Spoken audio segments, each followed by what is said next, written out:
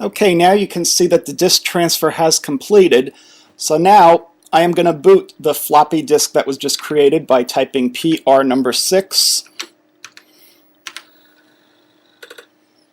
Okay, and now it is booting the disk into ProDOS 8 version 1.9, and it is running a main menu program. Well, it's actually starting right up. The Apple IIe MIDI file format 0 player with MIDI karaoke from 1985. Okay, so it's asking for a MIDI file to be played.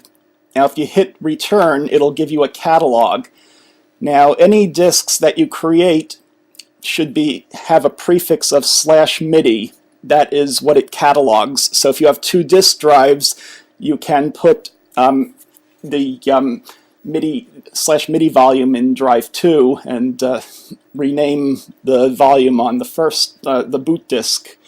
But basically what you get is there are 3 demo MIDI files on this disk, and they are type $D7, which is the MIDI extension in Apple ProDOS. So the one that I used for the demo is called peanuts0.midi, and there's Hava Nagila and Blue Zet, our other 2 demonstration songs. So I'm going to load Peanuts 0, so you have to type it exactly like that. PEANUTS 0.MID, and press return. Now there are several options it gives you, and I'll read it to you. L turns lyrics off. That's if the MIDI has karaoke in it. You can turn off the lyrics, or if it has some text at the beginning of the file, it's going to display whatever text it finds in the file, so you may not want to see that. S is a speed display to turn that on or off. I is inverse piano, if you want to use the inverse mode to see things black on white. O turns the piano off. P makes the piano keys inverse. K is a karaoke look-ahead mode, which will try to preload the text into a buffer if the karaoke is not keeping up, so that you can actually try to sing along with it. And M sets the initial speed. So basically you want to play around with these options with the MIDI file and have fun with it. So if you just hit return, it'll just use default options. So that's what I just did. And now it loads the MIDI file from the disk. Okay.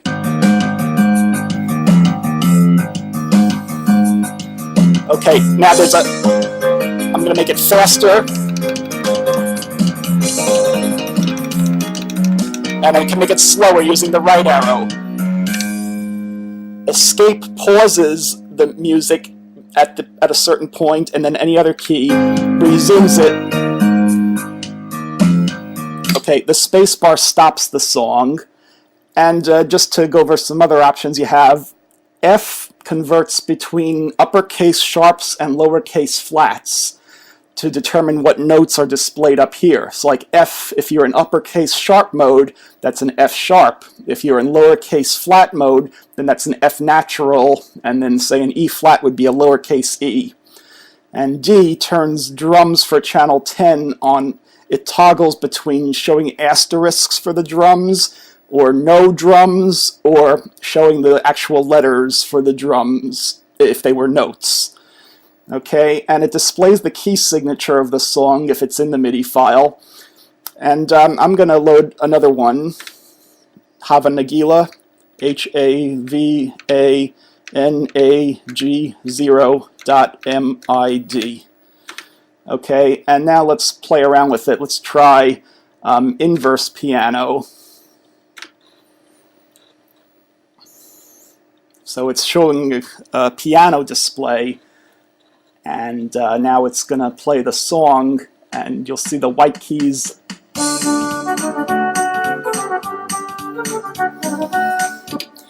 Okay, now you could play the same song again. Okay, it asks you to type in, play again just means go back to the main selection of the program and pick another song or the same song. So I'm going to try the Blue Zet next.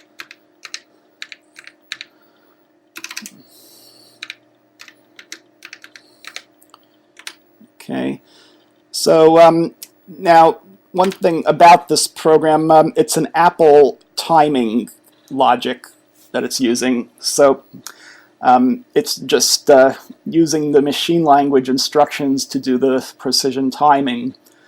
So there could be latency if you have a whole bunch of notes playing at once. Okay, now you notice down here it will display any text. Okay, so this is an unenhanced Apple IIe, which is why there are spaces in 80 column mode.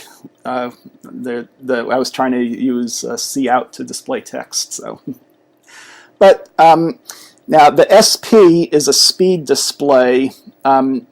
So it actually tries to interpret a metronome setting based, if it's in the Midi file, it'll convert that Midi metronome number to a speed value, and that's just an arbitrary value, which is relatively how fast or slow.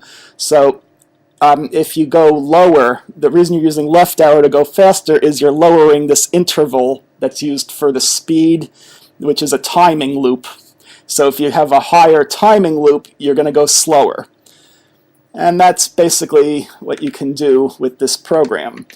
So just to look at the catalog on this disk, the MIDI driver.obj is a binary program which gives you a way of directly communicating with the annunciators to send MIDI data. And mff0driver.object and mff0play.object are used to do the whole machine language routines that do the display of the notes and reading the MIDI file. So reading a MIDI file and sending it out are done with these two binary machine language files. If you want the source code for that, I could send you. Startup.bas is the whole boot program with the whole menuing system, and the other three are MIDI files. So this is ProDOS and Basic System are the system files for ProDOS. So it's amazing what you could do with 140K on a floppy disk. But times have changed. Okay, just want to show you a few more things. Say you've prepared your own floppy disk with some more MIDI files.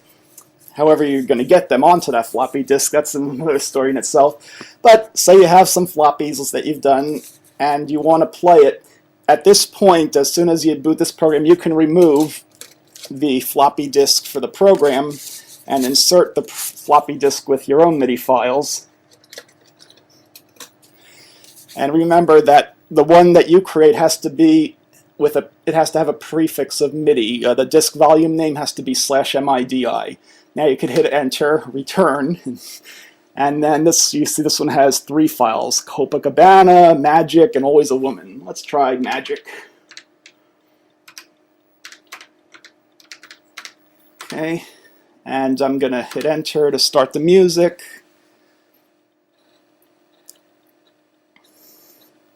And then I want to show you the actual interface as it's playing a song.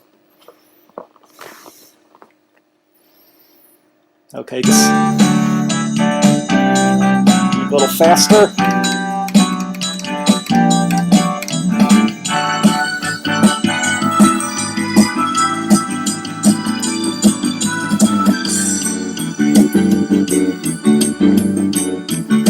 That is the LED that's sending all the MIDI out. This is the chip that does the 2 inverters.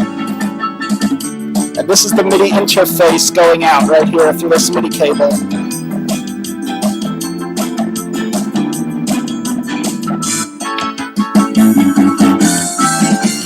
Now you can hear some latency, and you can also see the karaoke scrolling on the bottom.